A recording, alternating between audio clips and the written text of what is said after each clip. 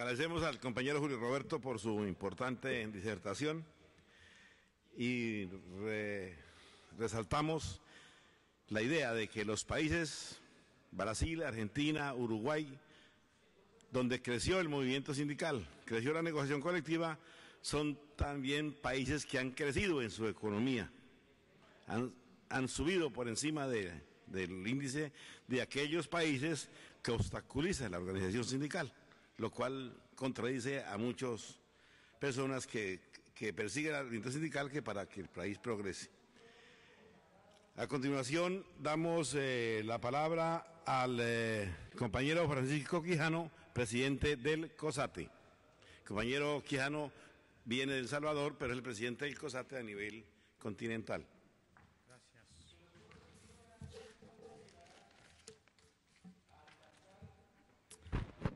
Buenas tardes, compañeras y compañeros.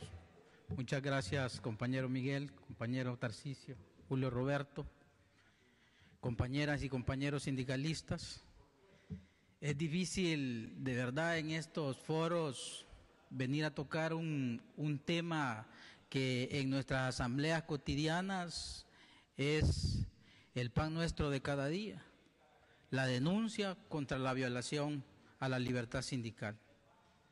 Y de repente hasta sentimos repetitivo cada uno de los que exponemos sobre el tema en función que no podemos ocultar la realidad. Y en cualquiera de nuestros países la situación es semejante o igual en este tema de la violación a la libertad sindical. Es un hecho que la libertad sindical en las Américas y especialmente en América Latina no se respeta ni se acepta de forma plena. La cultura autoritaria y despótica que aún persiste en nuestras sociedades y aún más robustecida por la ideología neoliberal, que hace un ataque frontal al sindicalismo y sigue dando alas y soporte a la represión sindical, cercenando con ello los derechos humanos fundamentales y socavando y obstaculizando la consolidación de la democracia y el desarrollo de nuestros países. Imagínense de que la mayoría de nuestros países gozamos de muy buenas legislaciones. En El Salvador decimos, tenemos un rosario de legislación, un rosario en materia de defensa de derechos en nuestro Código de Trabajo. Casi todo está dicho y escrito ahí, pero no se cumple para nada. Y para señalar de los ejemplos que más conocemos de nuestro propio país, para ponerles un ejemplo de lo grave que es esta violación a la libertad sindical, en El Salvador fue hasta en el 2006 que se ratifican los convenios 87 y 98, 135, 151 y 154 de la OIT. Se ratifican en el 2006 y entran en vigencia en 2007. Pero no se ratifican por la lucha que estábamos haciendo las organizaciones sindicales y todo el trabajo que habíamos hecho para lograr esta victoria. Si no se ratifica por la presión que ejerce la empresa privada, particularmente la tunera Calvo, que amenaza irse del país si no se ratifican esos convenios, porque ellos iban a perder sus preferencias económicas que tienen, porque en ese momento El Salvador era sujeto al sistema general de preferencias, y ante esa amenaza de que la tunera Calvo se iba del país, entonces nuestros padres de la patria y nuestro gobierno ratifican dichos convenios.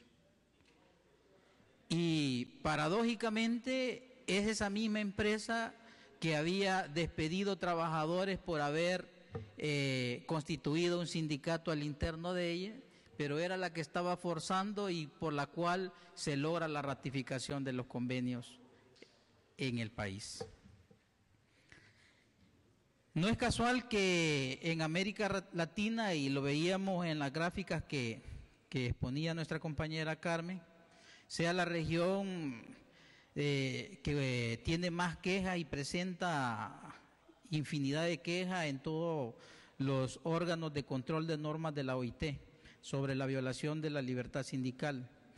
Los despidos arbitrarios de trabajadores por organizar sindicatos, la persecución y el hostigamiento a representantes sindicales, lamentablemente no son actuaciones aisladas, sino que por el contrario son bastante comunes en la pequeña, en la mediana y en la gran empresa, incluidas las multinacionales.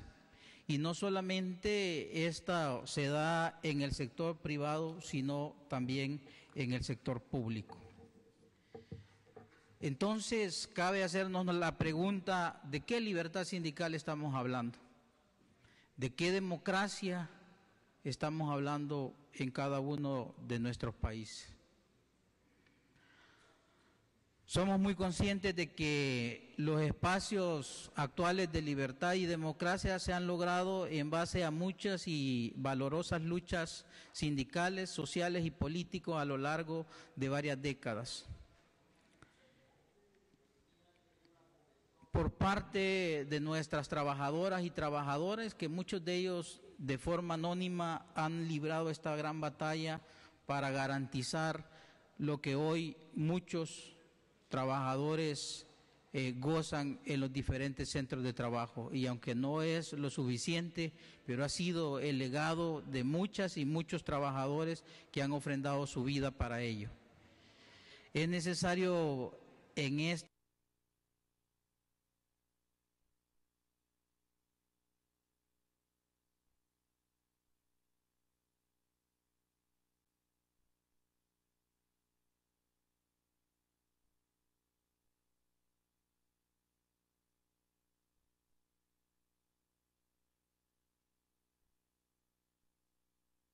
de la negociación colectiva, sencillo, compañeros y compañeras, es porque sin libertad sindical, sin sindicatos,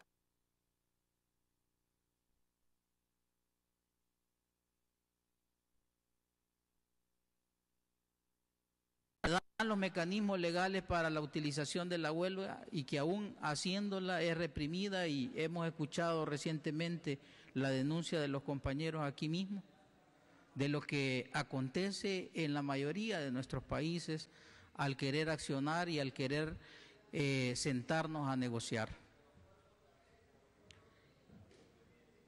Imagínense que al no respetar estos derechos, nuestros gobernantes no solamente cometen una ilegalidad, sino que también violan nuestras constituciones y violan los compromisos internacionales, pues no respetan los convenios internacionales firmados en la OIT.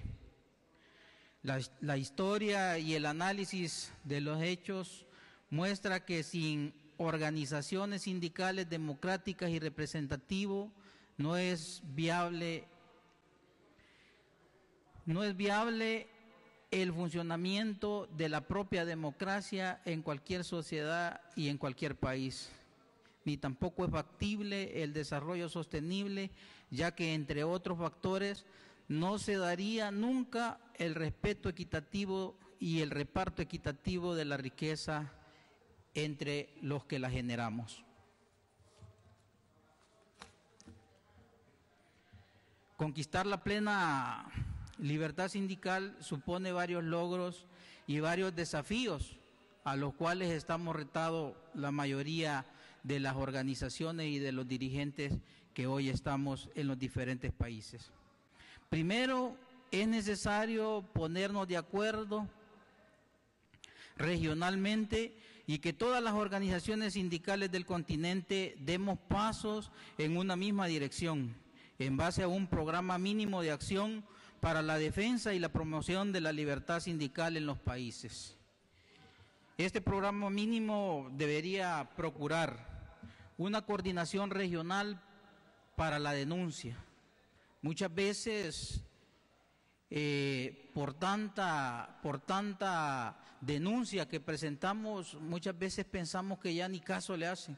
Ya lo decía compañero que me ha antecedido, la OIT y los organismos encargados de ver sobre el tema de la libertad sindical están llenos de denuncias de toda América Latina y de repente cuando sale y cuando escogen a los países que van a sentar en el banquillo, como decimos en El Salvador, muchas veces muchos de nuestros países se quedan fuera de esa y entonces los trabajadores nos sentimos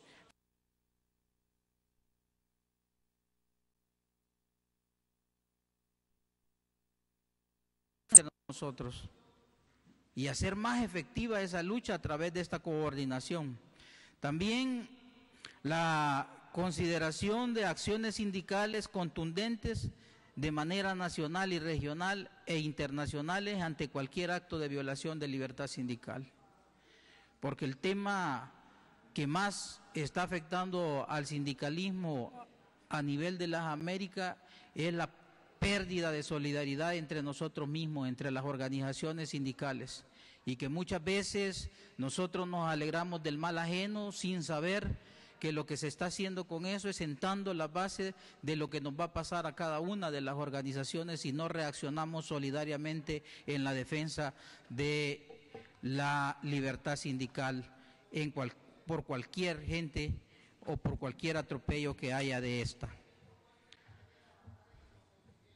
Hay que exigir también a todos los gobiernos que asuman su responsabilidad de promoción y de garantizar y hacer respetar los convenios de la OIT y particularmente cada una de nuestras constituciones en nuestros países.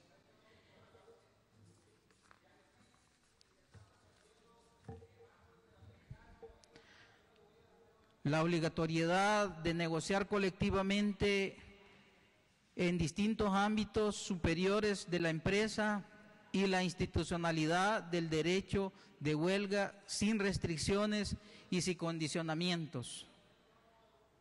Fíjense lo que decía la persona que me antecedía, cómo nos están dispersando a los trabajadores. En El Salvador esto no es ajeno. La ley establece que con 35 trabajadores se puede constituir un sindicato. Eso quiere decir de que en cada una de las instituciones, por ejemplo, en el Seguro Social, después de que existía un solo sindicato que fue el que defendió férreamente la defensa en contra de la privatización de la salud, hoy existen 22 sindicatos. Y hoy mismo está en peligro el contrato colectivo de los trabajadores en función de que por la cantidad de sindicatos que existen no se pueden poner de acuerdo para los beneficios que debe de contener dicho contrato colectivo. Y por eso también debemos de poner en la mesa la discusión seria del mal que nos está haciendo el seguir fomentando esa separación en las diferentes instituciones. Conseguir estas metas requiere tener ideas claras sobre la libertad sindical que queremos proporcionar y defender en toda la región y de las estrategias sindicales adecuadas. Exige a su vez un trabajo y un compromiso sindical tenaz y sistemático y una coordinación articulada y eficiente. Tenemos el instrumento común en el caso nuestro, que es la CSA. Por ende, creemos que es hora de unificar esfuerzos y de trabajar duro en la promoción de la libertad sindical. Nadie nos va a regalar absolutamente nada. Y lo que conseguimos con nuestro esfuerzo e inteligencia, debemos de defenderlo con toda valentía y de tratar de mejorarlo. Quiero finalizar tratando de dejar en sus mentes una aseveración que sin duda seremos todos y todas más libres y más prósperos con más y mayor libertad sindical. Muchas gracias, compañeros. Buenas tardes.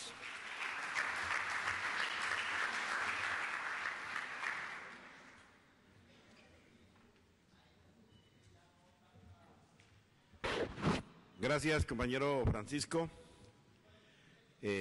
más libres y más prósperos si hay libertad sindical. Tiene la palabra el compañero Tarcisio Mora Godoy, presidente de la Central Unitaria de Trabajadores.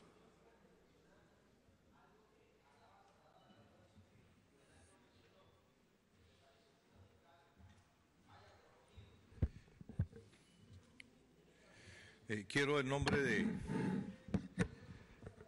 Comité Ejecutivo de la CUT presentar un saludo muy cariñoso y deseándole que el estado de salud de la compañera Carmen se mejore, agradecerle sus aportes e ideas que nos ha traído a este evento, lo mismo que a mis compañeros de mesa, a Julio, a Francisco y a Miguel. Nos vienen diciendo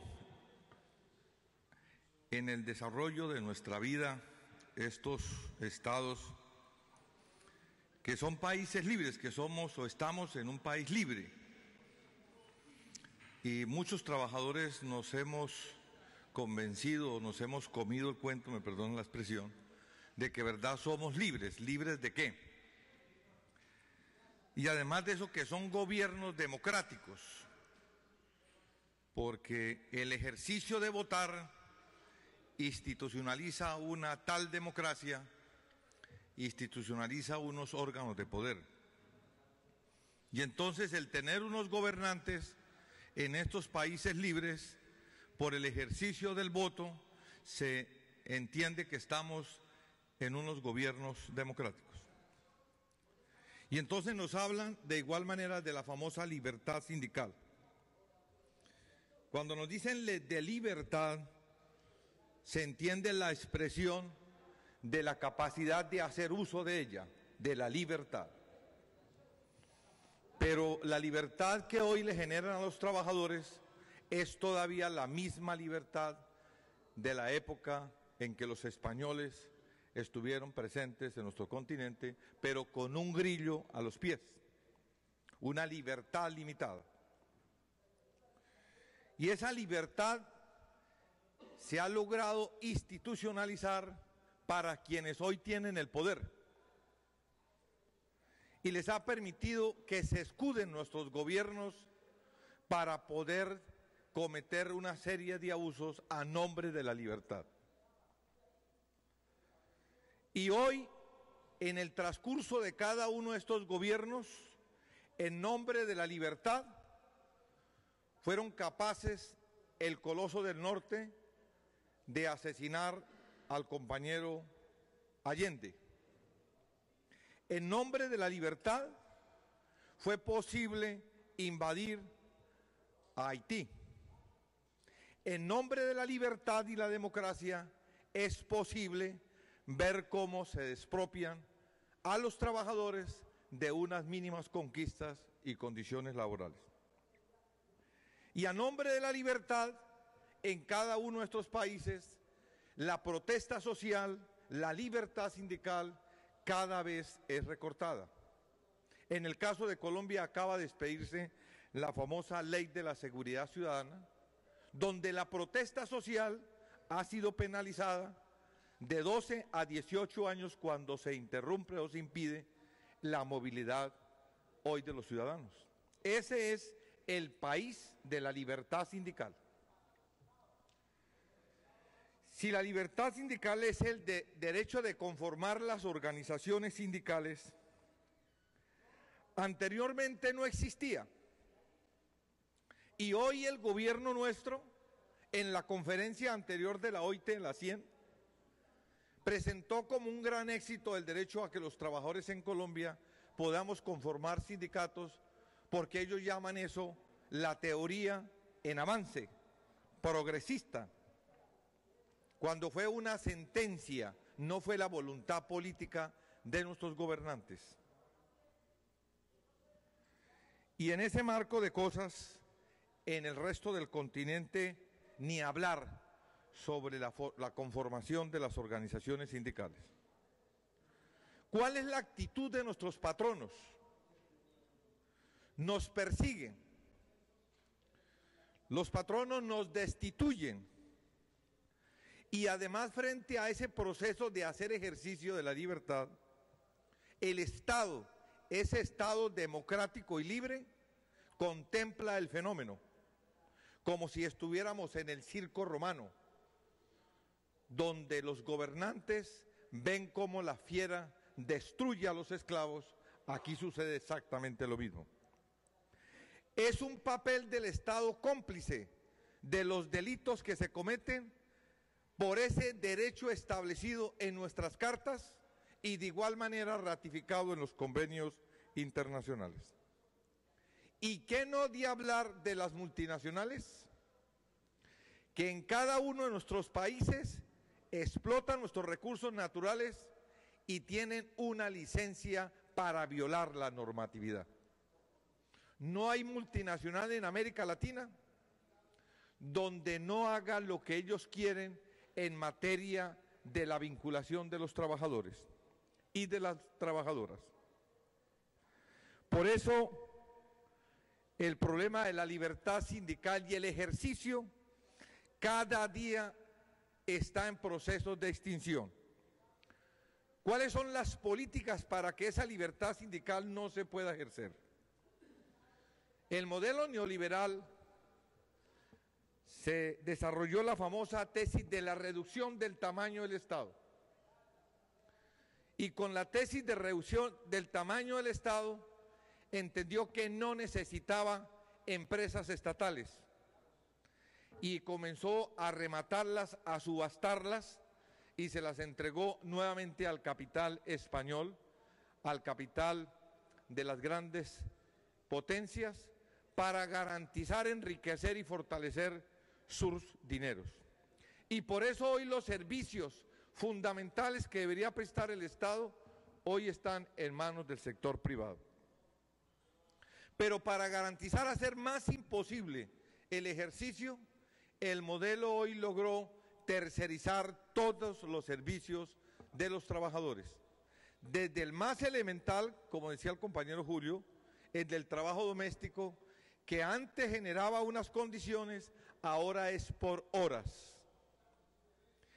Y los oficios de aseo y demás son por una serie de organismos que se han inventado, de tal manera que el patrono ya ni existe, es una firma clandestina, es un consorcio que no tiene ni cabeza ni cuerpo, pareciera que fuera Dios, está en todas partes, pero no lo podemos ver.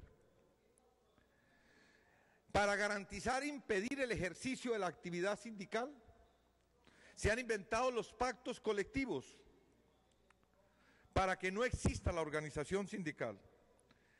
Y cuando se conforman estas organizaciones, entonces hay grupos especiales para recordarle a los trabajadores que les quedan 24 horas, con sufragios, como acaba de pasar en el sector minero, que me dice aquí un compañero en Ladrumo y en el sector donde aparecen ahora los sufragios, las coronas y demás cosas para crear esa guerra psicológica.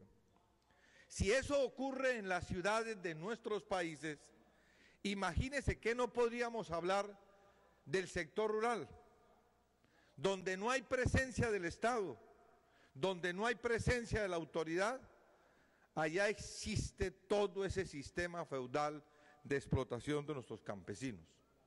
¿Qué pudiéramos decir de esos dos convenios, el 87 y el 98, que en los discursos que hacen las organizaciones internacionales y nuestros gobiernos los nombran como si verdad eso fuera una realidad? Los que tenemos unas organizaciones sindicales, supuestamente diríamos a quienes no lo tienen que somos unos privilegiados. Pero resulta que no nos dejan ni hacer la reunión sindical. Ahora se convirtió que si existe el sindicato, nos toca a ruego, bajo derecho de petición, pedirle a nuestros patronos que nos permitan reunirnos con los trabajadores. Eso sucede en el sector estatal y en el sector privado hay que hacerla en la jornada contraria o en el horario que ellos quieran, siempre que nos permitan garantizar poder convocar a los trabajadores. No hablemos de manifestación, eso ya parece que pasó la historia, porque hasta el 1 de mayo hay que decir a nuestros gobiernos el recorrido, el sitio y lo que vamos a decir para no ofender a nuestros gobernantes. Por lo tanto, la libertad de opinión, pues tampoco está, y eso que estamos en los países democráticos y con libertades. El censo colombiano no existe, el censo del movimiento sindical. El censo solamente existe en los foros. Así como nuestros gobiernos hablan de la pobreza para poder garantizar pedir unas cuotas y apoyos a sus programas, así también aparece el censo sindical para buscar justificar que existen las garantías y la democracia. Hay países, en el caso de mi país, que se ha ganado el premio Nobel porque es el más peligroso para ejercer la labor sindical. Aquí en Colombia es más fácil montar un grupo paramilitar con personería jurídica, cuenta bancaria y tarjetas de crédito que montar un sindicato, porque constituido el sindicato caen rayos y centellas y ahí sí el Ministerio del Trabajo, que antes se llamaba el Ministerio de la Protección, en alianza con los patronos viene la guerra concreta. Compra del fuero sindical, proposiciones que le hacen a los del sindicato para que renuncien y el acoso constante para evitar que ese hijo, que esa nueva estructura pueda tener vida jurídica en el país como tal.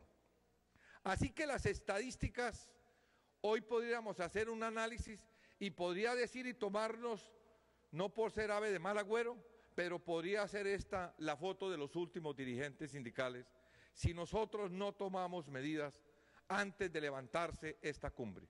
Podría ser la última foto. Podríamos decir, como dicen algunos, aquí están los últimos dinosaurios de los que estamos hablando sobre la libertad sindical. Fuera de los anteriores elementos que he expresado, hay algunos países emblemáticos sobre este problema de las libertades sindicales. Pero vaya y hagamos la lista a la OIT, incluido mi país, y hay la romería de lagartos y gobiernos para evitar que la OIT los pueda sancionar. Porque les duele, y ahí sí hablan de las libertades y demás. ¡Qué tristeza! Ya hasta eso se ha convertido en parte de la mercancía y el negocio en los organismos internacionales. Los que tenemos todavía esa oportunidad de tener las organizaciones sindicales, pues muy difícil que tengamos el fuero, el permiso sindical. Muy difícil que el empresario y el Estado nos haga el descuento de la cuota sindical, porque hasta con ellas trafica el sector financiero y nos las da cuando ellos quieren. Es decir, que los dineros propios de los trabajadores se convierten también en una cuota de enriquecimiento del patrono y del Estado. Ahora hay una nueva práctica, es cómo se logra levantar el fuero sindical. Logramos en Colombia una expresión que fue el caso de la oralidad, y la hacíamos con el objetivo de agilizar el reconocimiento de los derechos prestacionales de los trabajadores, y resulta que eso se volvió en contra nuestra. Antes levantar un fuero sindical en Colombia se podía demorar 1, 2 o 3 años y ahora en meses lo hacen aplicando este problema de la oralidad. Es decir, se nos convirtió ya un problema grave el tema de la oralidad. Pero qué no decir de las solicitudes nuestras. Nosotros podemos hacer nuestras solicitudes y los reclamos y no se nos atiende. Y como no se nos atiende a estas organizaciones sindicales, le han creado una gran campaña a la estructura sindical, propiciada desde el Estado. Los medios de comunicación nos dicen que nosotros somos la vaca atravesada en el camino y que somos los que estamos destruyendo todo el campo productivo de las empresas. Es peligroso que una empresa llegue a conformar un sindicato y a eso le han hecho coro muchos medios de comunicación, hasta señalarnos que somos terroristas, guerrilleros, que no tenemos la defensa del Estado y que somos unos resentidos sociales.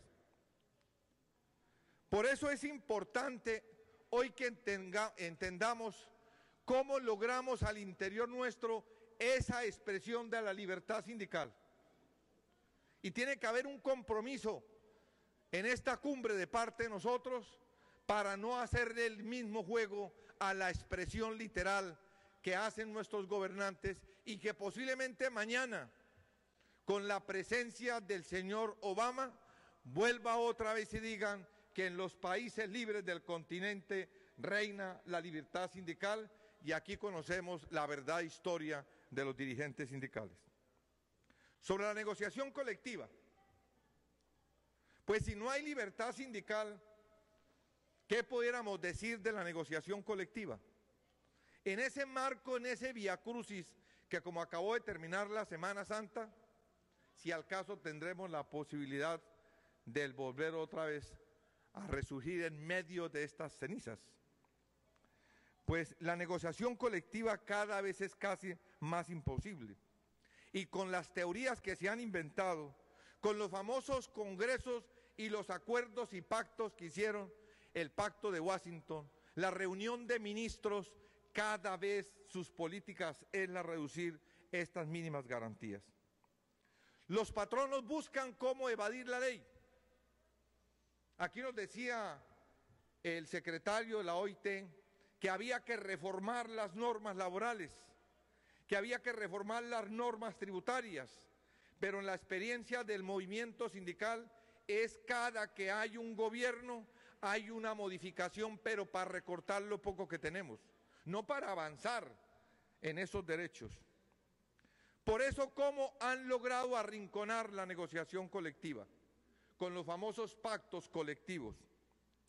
De igual manera, el de evitar que tenga el trabajador una estabilidad, y hoy encontramos en las empresas, en el caso de Colombia, las multinacionales, lo que nosotros hemos llamado el carrusel del contrato. Cada 3 meses contratan a un trabajador diferente para que ese trabajador no llene ni el tiempo ni las expectativas de poder pelear una posible estabilidad. Por eso hoy son jugosas las pretensiones que le hacen al trabajador, la indemnización, no solamente de frente a los trabajadores, sino ya en los cafés y en otras reuniones privadas para lograr sobornar y de igual manera presionar las condiciones de vida y de su familia. Hoy encontramos cómo burlar la convención colectiva con los contrapliegos.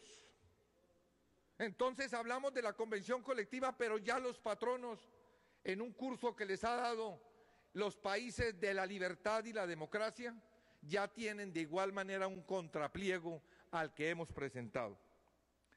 Y han conformado en las universidades expertos abogados, técnicos y peritos, contadores, que calculan cada centavo, cada reivindicación, para decir que el pliego nuestro puede poner en quiebra, y resulta que al presentar el pliego le salimos debiendo esa a la empresa.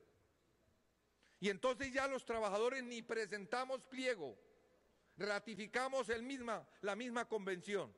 Y hay muchos sindicatos que llevan 4, 5 y 10 años porque están temerosos de que al presentar un nuevo pliego puedan perder sus derechos, y entonces estamos viviendo con una convención que posiblemente habrá que meterla en la biblioteca porque es histórica en el momento que se firmó. Hoy nos congelan los salarios, hoy buscan reducir nuestras reivindicaciones, y para garantizar eso encontramos que los convenios ni acuerdos ni siquiera se cumplen. Estamos ante un Estado mentiroso, deudores. Vean los pactos que firmamos en el caso de Colombia sobre el acuerdo tripartito. No se cumple. Miren el acuerdo que se firmó sobre el caso de Obama para el Tratado de Libre Comercio. A esta fecha no se ha cumplido, salvo unos abogados que nombraron, pero para seguir con la misma política.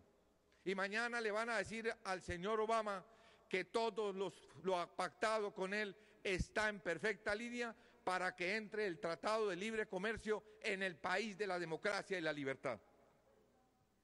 Nosotros tenemos una experiencia sobre la mesa de concertación. Nos reunimos cada año, a pactar el salario mínimo. Se podría decir que es una forma de convención, digámoslo así, porque está el gobierno, los patronos y los trabajadores.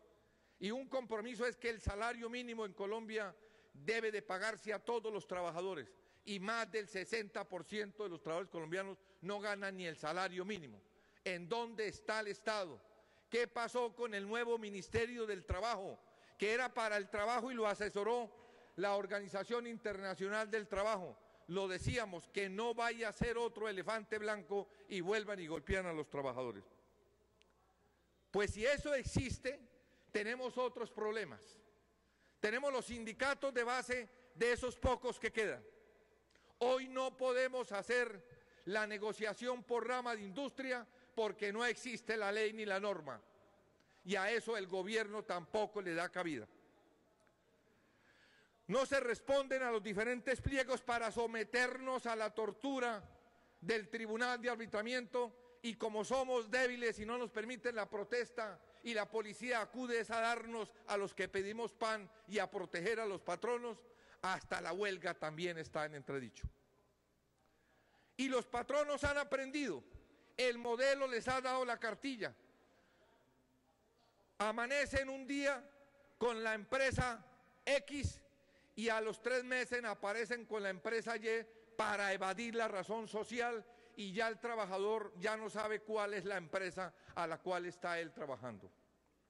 Y de eso el Estado es consciente, y las cámaras de comercio lo saben, pero guardan silencio porque son cómplices del proceso de este modelo neoliberal.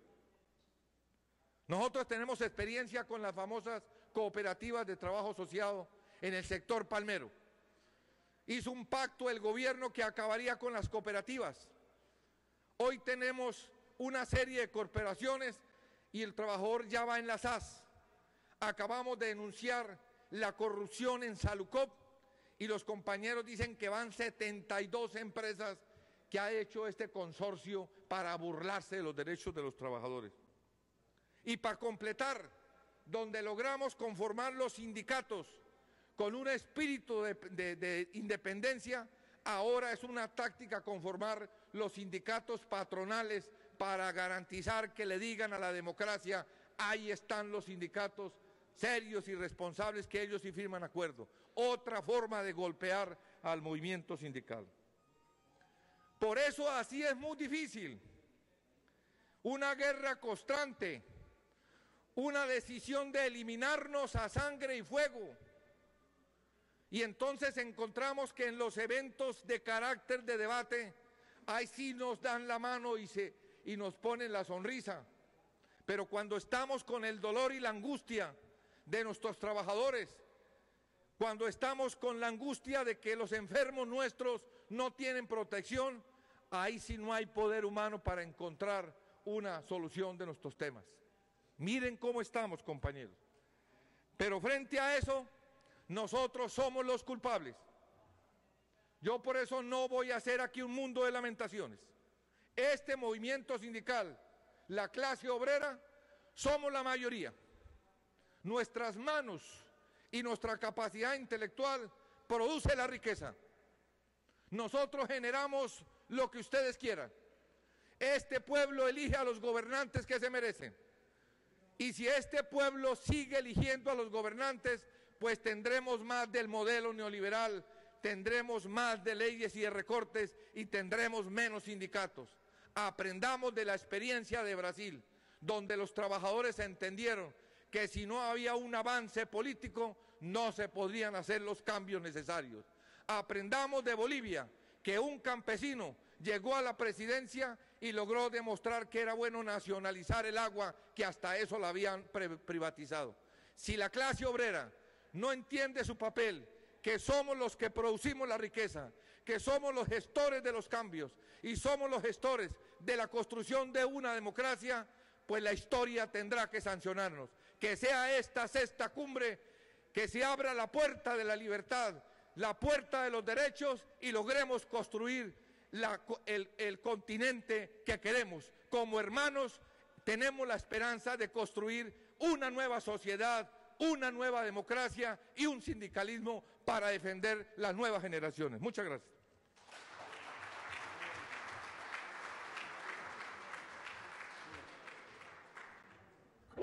Gracias, compañero Tarcisio. Entonces vamos a construir la sociedad, el continente unido para defender la democracia y, por supuesto, la libertad sindical. Agradecemos a los panelistas, a la compañera Carmen, al compañero Francisco, al compañero Julio Roberto, al compañero Tarcisio, por tan importantes exposiciones con respecto a la libertad sindical y el sindicalismo de América amenazado. Y hay un tiempo para preguntas, un cuarto de hora más o menos, aprovechando que fueron breves relativamente nuestros panelistas, y entonces quienes quieran formular preguntas o aclaraciones o algún comentario muy breve, los vamos a anotar. Acabo de ver aquí al compañero Carlos Torres, a la Maltés, Miguel Diana, alguien que tome nota porque aquí no tengo, espero, y allá al compañero, bueno, listo, Tata Muestra. Siga, por favor, Carlos Torres, ya, Berta. No corre. Breve, por favor. Poderoso. Bien, compañeros, es que yo recordaba ahora que se planteaba el tema de la negociación colectiva, el problema que se estaba ventilando por allá en los años 1990 y que nos anunciaban los compañeros de Centroamérica con lo que conocimos como el solidarismo, que fue una estrategia patronal que surgió en Costa Rica y se extendió a los demás países unos buena cantidad de años, en la cual le ofrecieron cierto tipo de garantía a los trabajadores para que no se afiliaran a los sindicatos, y realmente vino a afectar al sector del trabajo durante un buen tiempo. Y a uno cuando escuchaba eso le parecía que por aquí no iba a llegar nada, por aquí para estos países. Nosotros teníamos en ese momento frente a ellos como un sindicalismo fuerte, digamos, en ese sentido lo que estaba organizado era fuerte. Bueno, pues con el transcurrir del tiempo ya sabemos que aquí nos llegaron algunas plagas, digamos, por el lado de tipo jurídico, porque lo legalizaron, lo justificaron los empleadores. Y fue así como, por ejemplo, en un comienzo que comenzó a oírse hablar de las famosas cooperativas de trabajo asociado. Realmente, a pesar de los cuestionamientos que hacíamos, no habían cogido la fuerza y la dimensión que posteriormente tuvieron un desarrollo en que los mismos empleadores presentaban a las cooperativas como un ejemplo de armonía, de relaciones obrero-patronales, etcétera, y sin sindicatos. Y hubo sectores como, por ejemplo, los de los palmeros, que yo recuerdo que tenían sindicatos como Indupalma sumamente fuertes, y los inundaron de cooperativas. Y otros sectores en la salud, en fin, están por todas partes proliferando hasta que definitivamente el movimiento sindical comenzó a cuestionar internacionalmente al Estado y a los patronos sobre el asunto.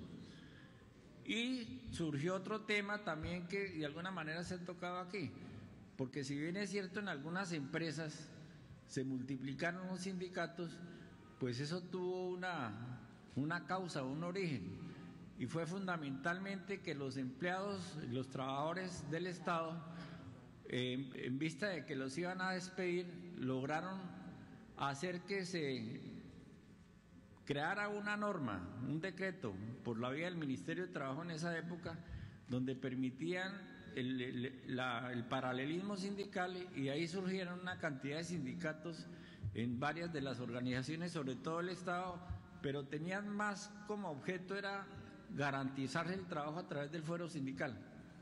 Entonces conocimos, por ejemplo, el caso de la Contraloría, que creo, yo no sé cuántos sindicatos llegó a tener, pero creo que más de 40 sindicatos, porque reunían el número mínimo exigido por la ley, y definitivamente se lograron aforar muchísimas personas por ese lado.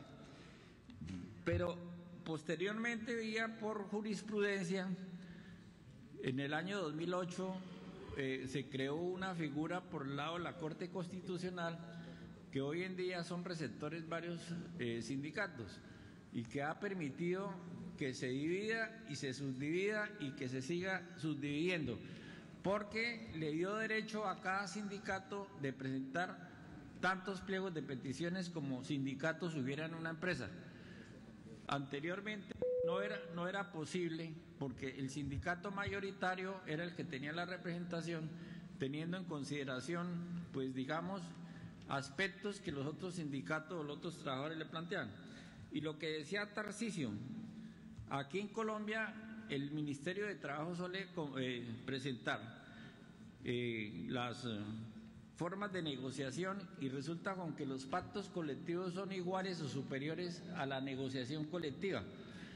Y esa es una forma de negociación que quiere hacernos ver el Estado, que se presenta con los trabajadores no organizados en sindicatos y levantaron los pactos colectivos que en algunas de las empresas o sectores de producción fueron tanto, igual o mejores que las propias convenciones colectivas.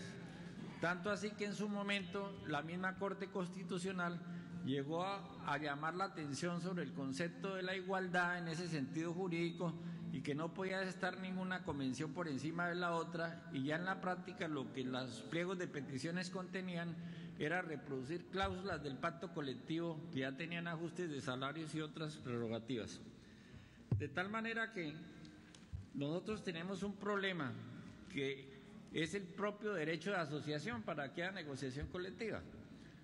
Es decir, por ejemplo, todos los trabajadores que... Ya voy a acabar. Es que, como se supone, perdón, se supone que lo que tratamos de construir propuestas para la cumbre, el relato es muy importante, pero sería para otro momento, porque apenas los minutos también tampoco nos alcanzan para la lista que ya tenemos.